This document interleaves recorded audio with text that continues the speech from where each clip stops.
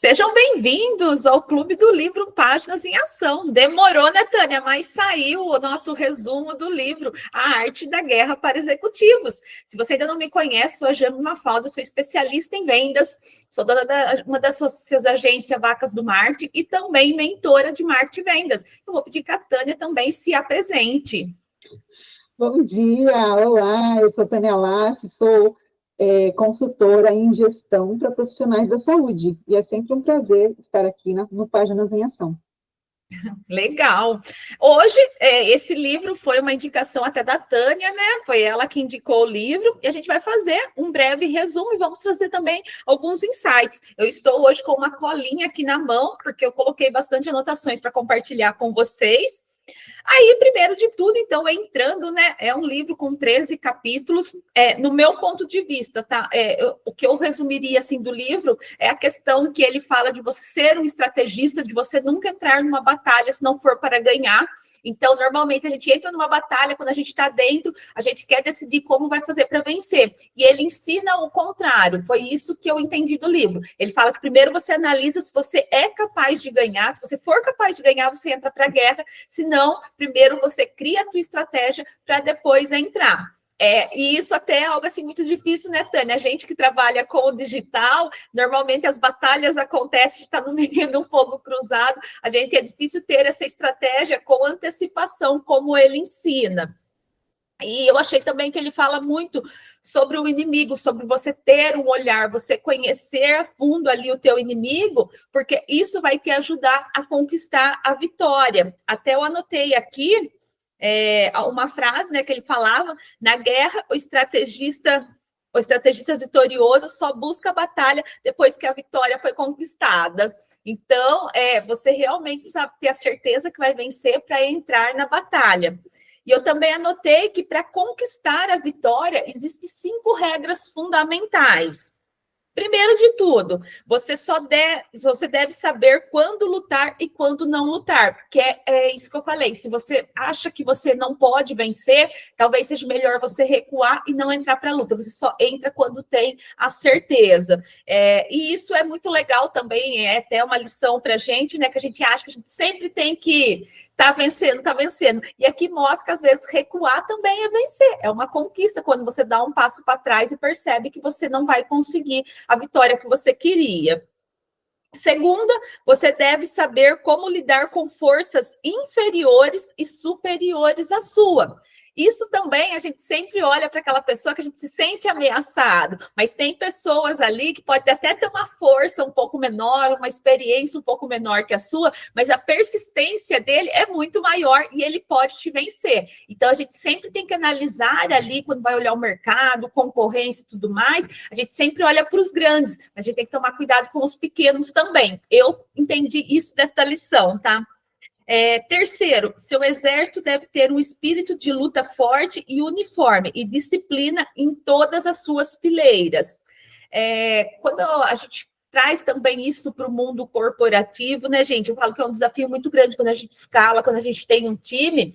A gente tem um propósito, a gente tem uma visão ali da batalha que a gente está vencendo, mas é tão difícil você fazer todo mundo pensar igual, né? Todo mundo realmente ter aquele propósito, ter aquela visão que você tem. Eu diria que esse é o maior desafio da gente liderar.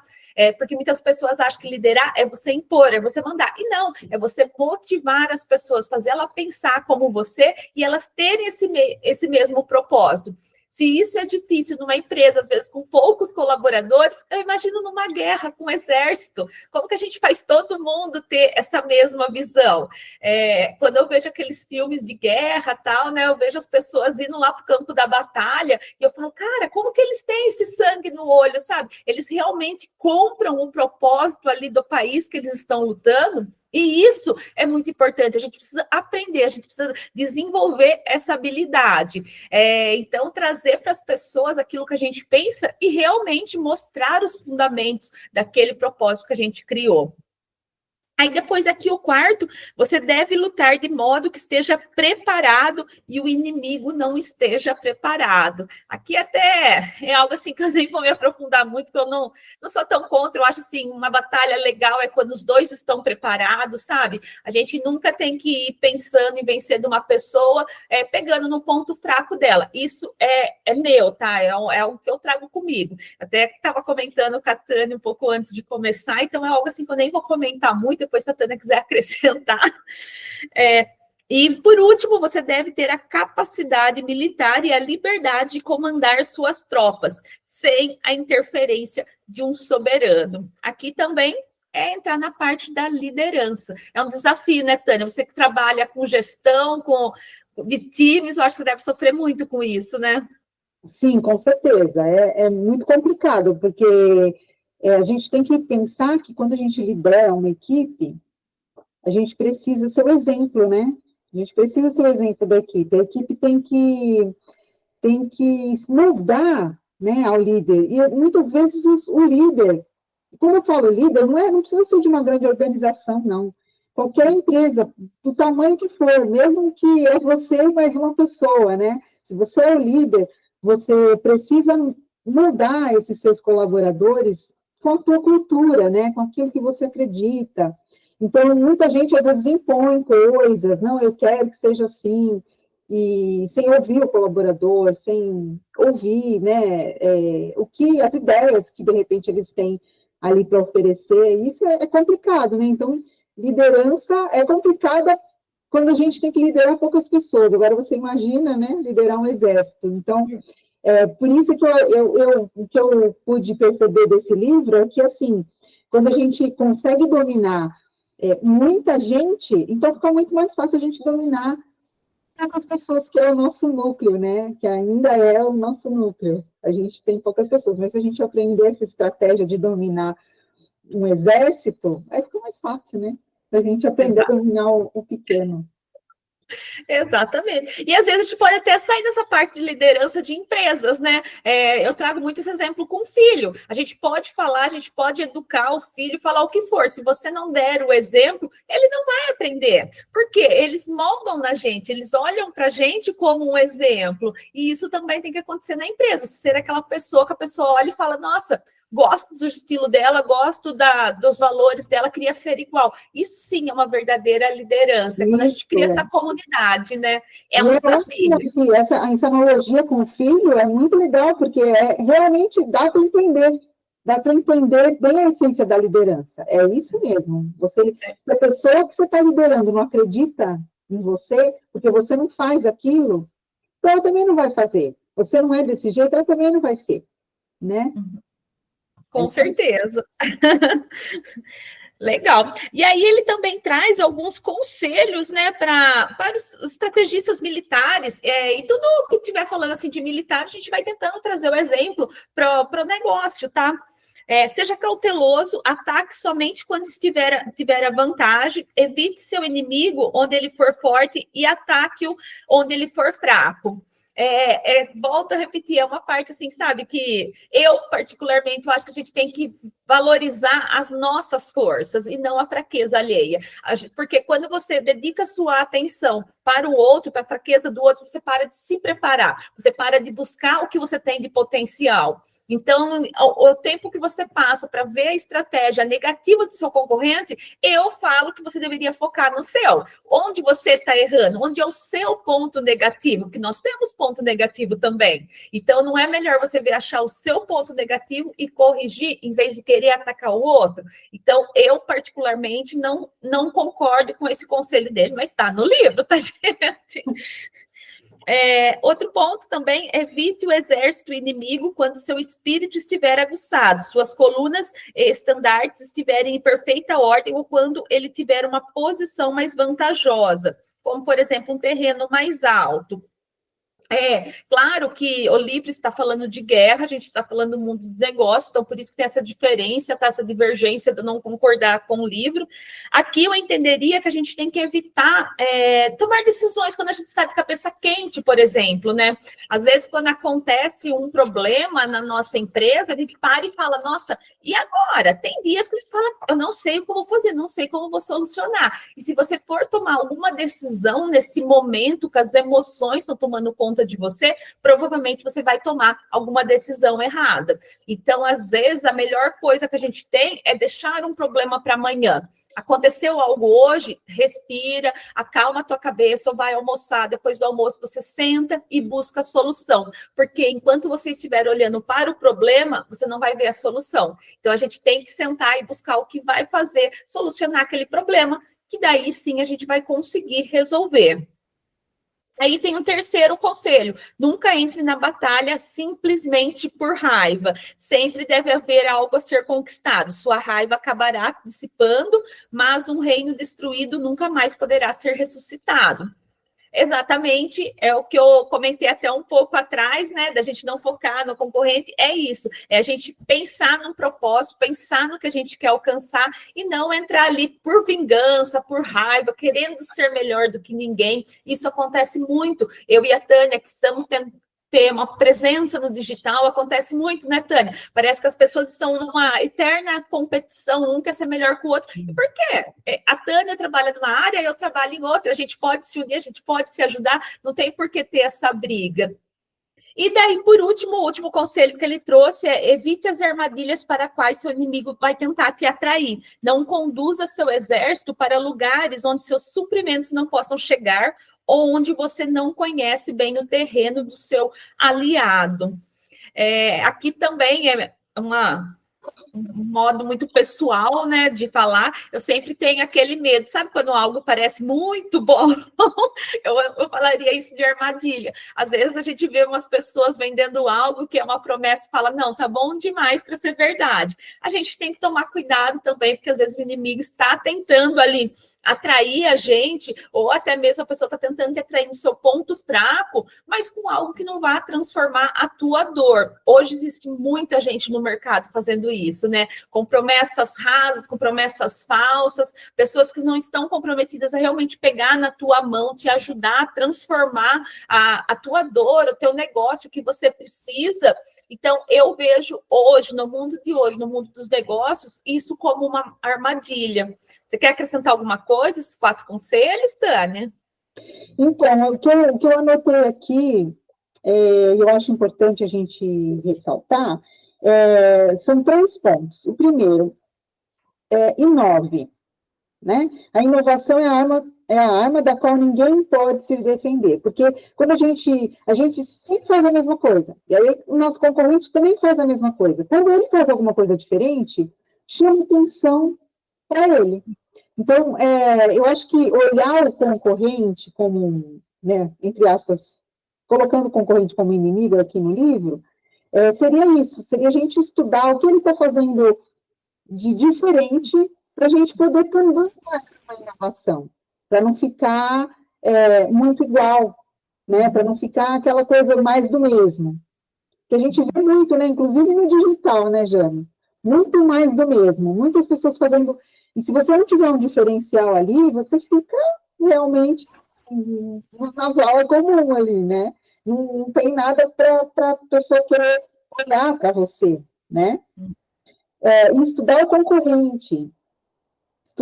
concorrente, mas não no sentido de tê-lo como realmente um inimigo, mas às vezes as pessoas podem ter ideias diferentes que você não teve.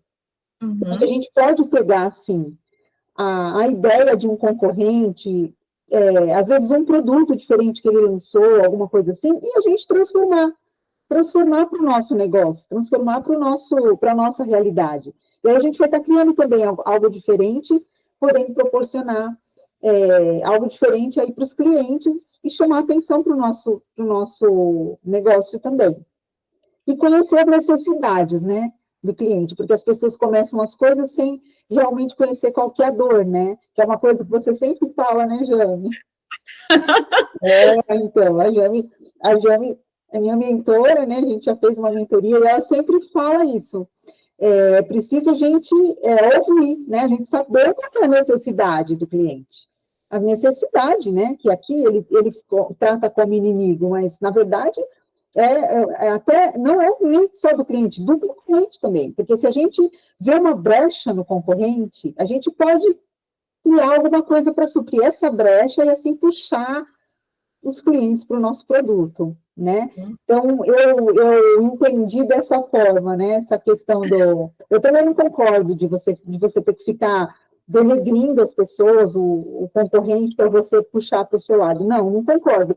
Mas eu acho que a gente pode, sim, estudar o concorrente para a gente ver o que ele tem de bom, que a gente pode trazer também para o nosso negócio, e quais são as brechas que ele tem, que eu posso criar coisas novas para me diferenciar dele no mercado, né? Sim, então sim. É difícil, né? Quando a gente está no mercado assim, é muito difícil, porque são tantos os pontos que a gente tem que analisar, né? Mas também não adianta só analisar a dor do nosso cliente se a gente também não vê o que os outros estão oferecendo, né? A gente tem que ter um diferencial também. Uhum. Não, com certeza. E quando eu falo assim de não ver o concorrente como inimigo, Tânia, é isso. Não é que você não vai analisar. A gente tem que fazer estudo de mercado. Igual essa parte da dor que você comentou, né? Isso é fundamental para a gente vender. Se a gente não souber qual é a dor do nosso cliente, a gente não vende. Por quê? A gente vende a solução. As pessoas focam em vender um produto, ninguém quer comprar um produto. Uma nutricionista, ela não quer vender uma dieta, ela quer vender que você vai ter 10 quilos a menos em 3 meses. É isso que vai fazer as pessoas quererem comprar, né? E a gente tem que trazer isso para o nosso negócio também. Tem até um vídeo, vocês podem procurar no YouTube, eu acho super legal, do pipoqueiro, do seu Valdir de Curitiba, que conta a história que em Curitiba, a cada 200 metros no centro, tem um pipoqueiro, e eles vão contar a história desse seu Valdir, que tem um carrinho. Em um carrinho de pipoca, ele fez 140 inovações. E assim, é umas coisas assim tão legal, sabe? Tão óbvia, mas assim, o óbvio tem que ser pensado também. Por exemplo, ele troca o jaleco dele, no bolso do jaleco dele, é bordado o dia da semana, para a pessoa saber que ele troca de roupa todo dia. Por quê? É um sinal de higiene, é um sinal de limpeza.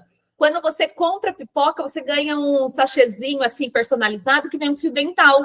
Quem nunca comeu uma pipoca e ficou com piruá escondido, enroscado no dente? Então, assim, são detalhes que ele pensou que ele escutou o cliente. Ele entendeu o que o cliente queria e ele trouxe essa transformação. Aí você olha lá vários pipoqueiros e tem fila no carrinho de pipoca dele. E é o que a Tânia falou, é você pensar numa inovação. Se a gente quer ganhar mercado, essa é a nossa maior arma. Trazendo para a guerra, a nossa maior arma é ter um diferencial. E o diferencial não precisa inventar a roda. Um bom atendimento é um diferencial. Você querer pegar na mão da outra pessoa e transformar ela é um diferencial. Você olhar para o teu cliente como uma pessoa é um diferencial, onde as pessoas veem todo mundo como um número, um cartão de crédito, né? Você olhar e sentar, olhar nos olhos e falar assim, olha, eu estou aqui, eu quero te ouvir. O que você precisa? Como que eu posso te ajudar? Isso também é uma inovação. É isso aí. Isso aí, acho que esses são os pontos principais, né, Jane? Outra coisa que também chamou bem a minha atenção que é importante a gente também recompensar, né? Muitas vezes a gente tem uma equipe, as pessoas trabalham muito bem, fazem tudo direitinho, mas a gente, muitas vezes o líder, olha isso como não faz mais que obrigação, né? E realmente, tudo bem, é assim, né? Principalmente nas grandes empresas, no mundo corporativo, é assim. A pessoa faz aquele trabalho dela, ela não faz mais que obrigação, né? Mas é o meu jeito, né? Então, assim, em todas as vezes que eu gerenciei clínicas, né?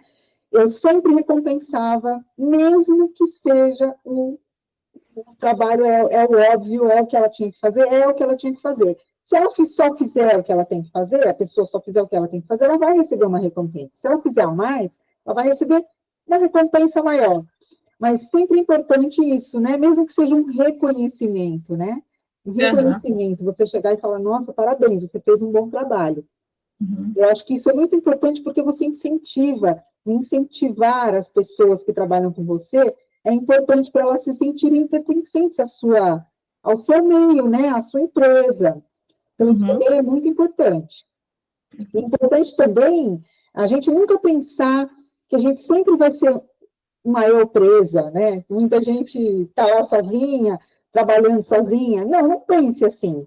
Se você pensar que você pode ser uma empresa e ter muitas pessoas trabalhando com você, dando oportunidades para muitas pessoas, né? Oportunidade de emprego, de trabalho para muitas pessoas. Se você pensar assim, mesmo você sendo sozinho, com certeza você vai crescer, né? As pessoas têm medo, muitas vezes, de delegar, de, ai, vou botar alguém para me ajudar, mas será que a pessoa vai fazer a coisa do jeito que eu quero, que eu faço? E aí você fica travada, né? Você fica travada naquele ponto e acaba não crescendo, né? Eu tenho um mentor que ele até fala, quando a gente vai delegar, a gente tem esse medo. Será que a pessoa vai fazer igual você? E ele fala que não, ou vai fazer melhor ou pior, que você tem que torcer para fazer melhor. Melhor, exatamente. E tem que ter, assim, tem que entender que as pessoas podem ser melhores do que nós, né? Sim, Podem. com certeza. É isso aí. Não, legal. Aí aqui a gente vai partir para um capítulo que falou que a guerra só será vencida se reis e generais não causarem sua própria derrota.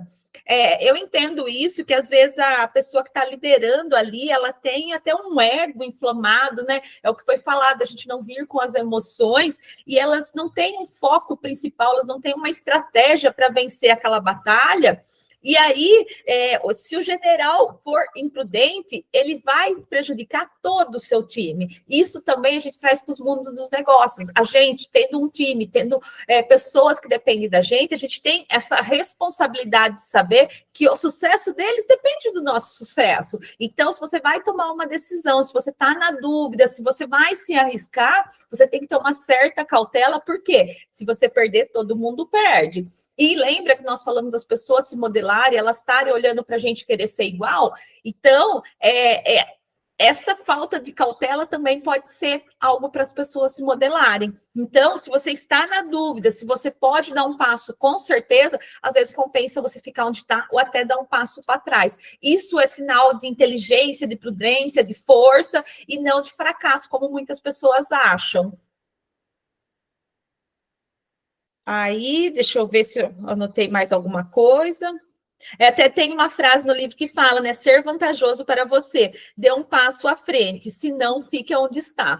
Então, a gente tem que ter esse olhar, né? Mas é o que eu falei, às vezes, né, Tânia, é por puro ego. A gente começa, a gente não quer falar, não deu certo, eu vou. Você está vendo que está dando errado, está vendo que não está dando o resultado que você queria, mas você continua tentando. Exatamente. E ele fala isso. Quando você tenta algo por muito tempo sem sucesso, mude a estratégia antes que os recursos se acabem, né? Então, realmente, a gente às vezes está lá, mas a gente não quer dizer que não vai dar certo, né? Quer ir até o fim, não, vai dar certo, eu vou tentar, achando que a persistência vai te levar ao sucesso, mas muitas vezes não, né? Parar e analisar se realmente vale a pena continuar naquela direção, ou se não é melhor parar, recuar um pouquinho e pegar um outro caminho, né? Exatamente. E a gente fala, às vezes, de decisão, né? Mas nem são assim, decisões assim tão complexas. Por exemplo, o insight dá para a gente trazer são cargos da nossa empresa. Às vezes, tem empresas que elas querem colocar as pessoas mais próximas, mais amigas, família, em cargos superiores, e a pessoa não tem nem a capacidade. Então, ela está vendo que a empresa está colhendo frutos negativos, né, daquele cargo, daquela pessoa, mas mesmo assim ela não sabe dar um passo para trás, ela não sabe recuar. Então ela acaba levando o sentimento emocional dela acima do que a empresa realmente precisa. E a gente vê muito isso, né? Empresas familiares, acaba sendo muito difícil a gente entrar, a gente trabalhar, a gente mudar ali as crenças exatamente por acontecer muito essa situação. Eu creio que você também passe muito isso com clínicas, né? Sim, passo sim. E é muito comum a gente ver, às vezes, empresas muito bem-sucedidas, muito bem-sucedidas, e são lideradas por uma pessoa que ficou velhinho ali, morreu, e os filhos vêm e tomam o lugar da pessoa na liderança da empresa. Muitas quebram, muitas se tornam empresas que já no mercado já não ficam tão boas, não são tão bem vistas.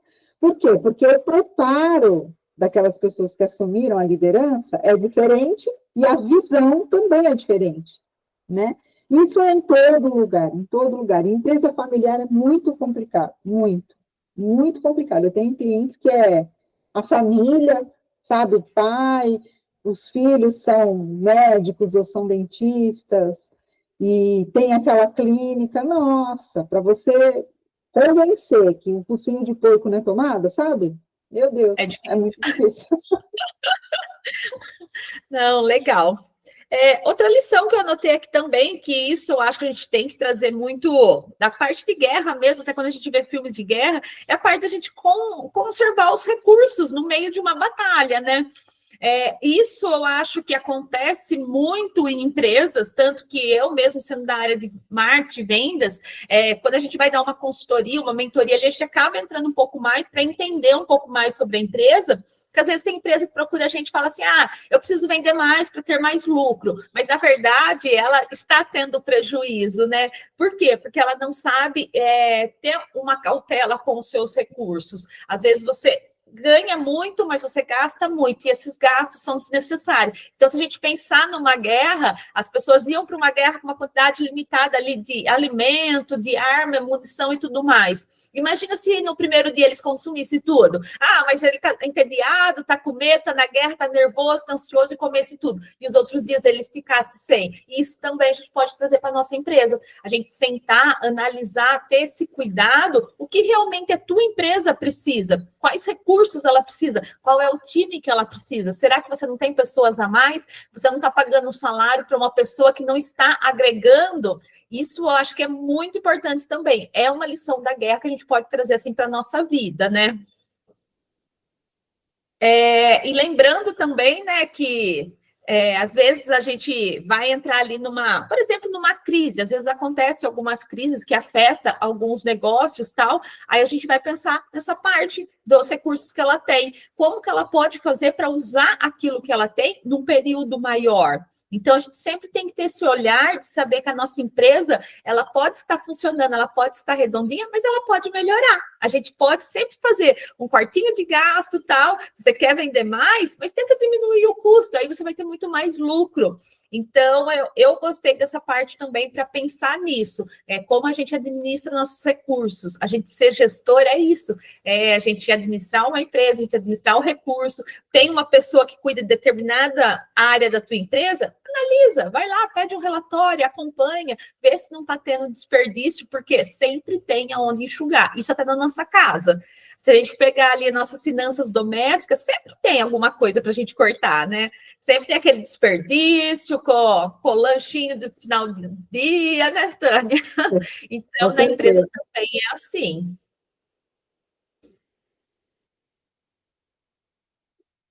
Deixa eu ver o que mais que eu anotei desse capítulo.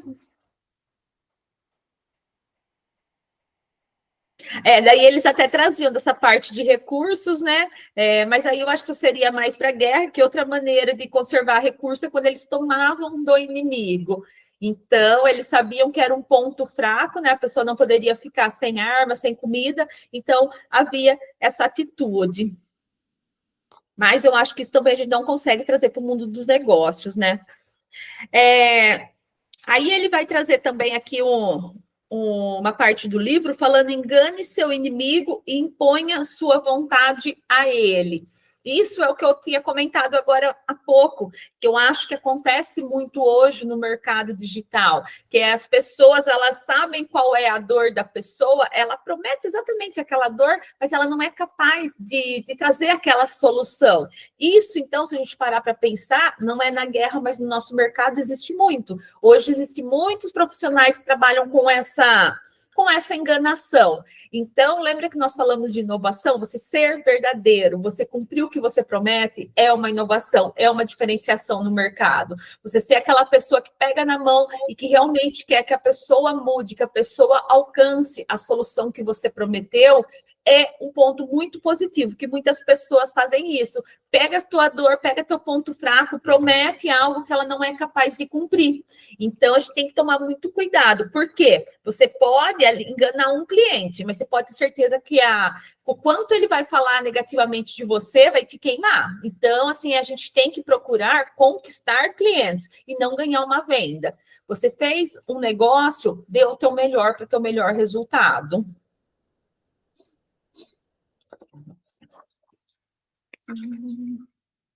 Quer acrescentar alguma coisa essa parte?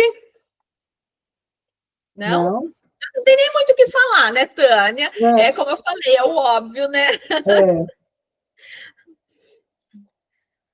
Aí também ele vai trazer aqui um ponto, né, para a gente observar o terreno do nosso inimigo, para que a gente possa se adaptar. Aqui eu acho que a gente entraria na parte de estudo de mercado. Então, como a Tânia havia comentado, né, não é que você vai ver seus concorrentes como inimigo, mas você realmente saber o que está acontecendo. Vou até trazer um exemplo de algo que aconteceu comigo.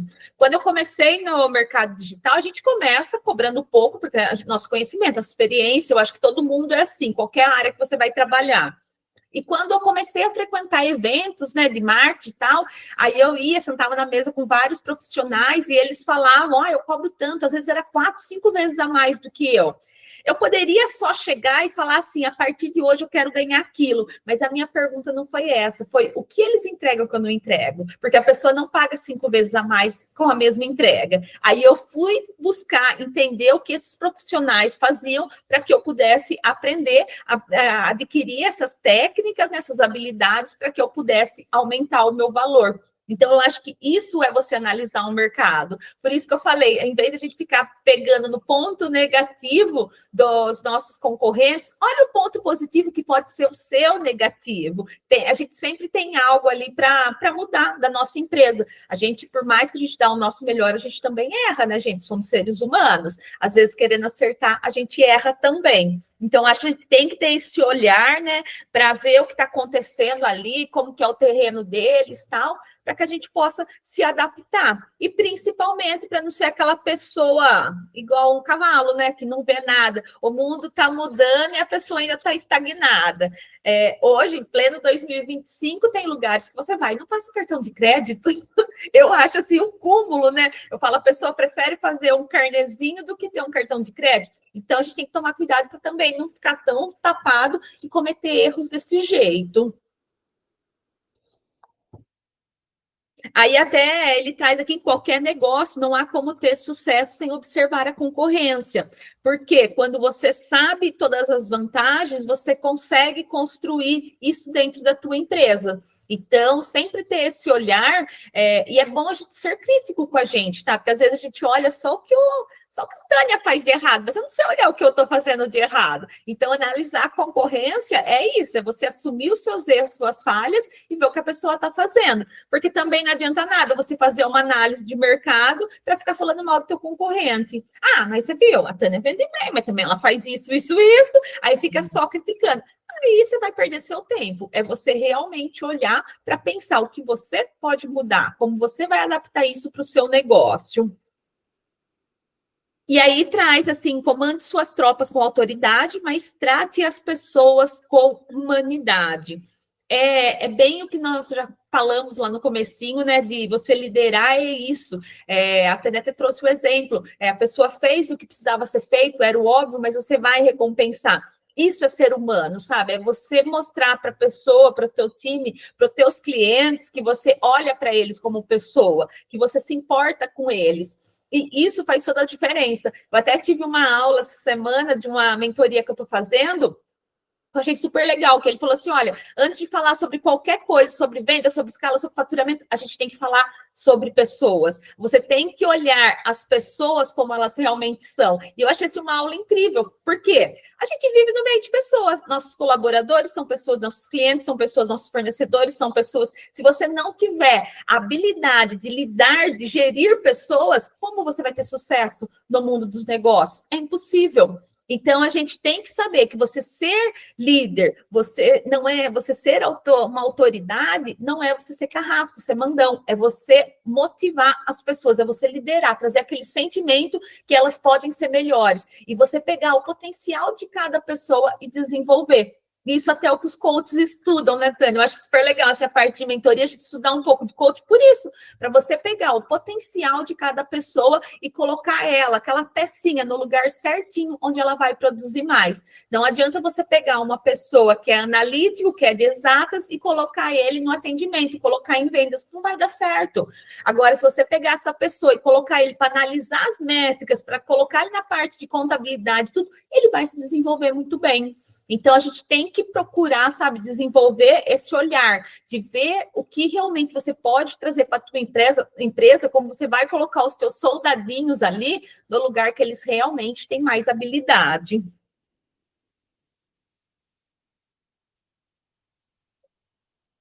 E ele até traz aqui uma frase que eu até grifei, né? Vencerá aquele cujo exército for animado pelo mesmo espírito em todas as suas fileiras. Então, gente, é isso. Você olhando para a nossa empresa, olhando para o nosso mercado, olhando para o nosso mundo como uma guerra, o que eu aprendi do livro é isso. Principalmente, é como você vai liderar. É a gente sair daquela cadeirinha do conforto e realmente assumir a nossa cadeira de gestão. Se você é empresário, se você tem seu negócio, você tem a obrigação de sentar, parar e olhar para o teu negócio. Às vezes a gente passa tanto tempo buscando o melhor para o nosso cliente, mas a gente esquece de fazer o mesmo para a gente. Quando eu vou dar minhas mentorias, quando eu vou dar minhas aulas, tem muitas pessoas que não sabem quanto ganha, quanto gasta por mês, todo o dinheiro é junto. Eu falo, quando eu vou explicar a importância disso, eu falo, não tenho tempo. E eu sempre falo isso, você tem que ver a tua empresa como uma empresa. Ela precisa de uma pessoa para gerir. Se não for você, vai ser outro. Se não for você que vai tomar conta da tua empresa, vai vir um funcionário e vai mandar mais do que você, porque isso acontece também, né? Tem empresas que o funcionário sabe mais. Então, a gente tem que parar e pensar como soldados. E aquele timinho de soldados que você tem, aquelas pessoas que 7 horas, 8 horas, 9 horas da manhã tá picando cartão na tua empresa. Como que você vai liderar elas e fazer elas darem o seu melhor, fazer elas vestirem a camisa da sua empresa? Não adianta a gente falar que o mercado não tem profissionais que vestem a camiseta. Tem profissionais que vestem a camiseta, mas não tem líderes que mostram para eles a importância de vestir a camiseta. Tânia, quer acrescentar alguma coisa? Meu resumo foi bem resumo. Foi sim, Jane, foi bem resumido, mas é isso, é a essência realmente que o livro traz para a gente, é isso, né? Nunca, eu aprendi o seguinte do livro, sempre que a gente for fazer qualquer coisa, qualquer ação dentro do nosso negócio, né? Você vai fazer uma ação de vendas, vai criar um produto novo, sempre um planejamento. A gente tem que sempre planejar, ver a viabilidade disso, ver se isso realmente interessa para alguém, sabe? Porque às vezes a gente faz uma coisa que a gente acha super importante, super legal, que vai suprir várias necessidades dos clientes, das pessoas, mas às vezes essa coisa que a gente criou não é exatamente o que a pessoa vai precisar, é aquilo que a gente acredita, né? Então, por isso que eu preciso de planejamento, a viabilidade de tudo que a gente for fazer. E eu também acredito na estratégia. Quando a gente planeja alguma coisa, a gente quer criar alguma coisa nova, ou até de tudo que a gente já tem mesmo. A gente precisa de estratégias, né? Então, se planejar e criar estratégias para você conseguir avançar de forma positiva, acho que diminui um pouco a chance da gente errar nesse caminho, né? Porque não adianta, né, Jane? No empreendedorismo, a gente acerta e erra. E é com o erro que a gente vai aprender a acertar mais vezes. Mas a gente sempre vai errar. Porque sempre tem, né? Porque sempre tem aquilo que a gente pensou que ia dar certo, mas na verdade não é o que vai resolver o problema do nosso cliente, né? Então, planejamento, estratégia e ação, né, Jane? Porque também, se não fizer nada, não cai do céu. Com certeza. Imagina um exército, né? Todo com a munição, com as armas, com a comida, mas paradinho, não usar nada, não fizer nada. Eles não vão ganhar, né? Isso acontece com a gente Exatamente. também. Não faz o marketing da esperança, tá? Tem gente que acha que você ter fé, você pedir para Deus é suficiente. Claro que a gente tem que colocar Deus acima de tudo, mas a gente tem que ter muita ação. E tudo que a gente faz, eu sei que parece clichê, mas não é, gente. Tudo que a gente faz tem que ter um planejamento, uma estratégia. E você não consegue criar estratégia se não tiver planejamento. Vai investir algo na tua empresa, que seja recursos financeiros, ou seja, o tempo, planeje muito bem. E depois do seu planejamento, faça uma análise. Se não deu o resultado que você queria, aonde você errou? Aonde você pode melhorar? E assim você vai mudando e vai melhorando os resultados cada vez mais. É isso aí. Nossa, legal. Legal o resumo do livro. Espero que vocês tenham gostado. Daqui a pouquinho a gente já vai subir, né, pro YouTube. E até o próximo encontro, se Deus quiser. Até. Obrigada, Tânia, pela parceria, pelos insights. Eu gostei demais, tá? Um beijo. Obrigada, Jane. Beijo.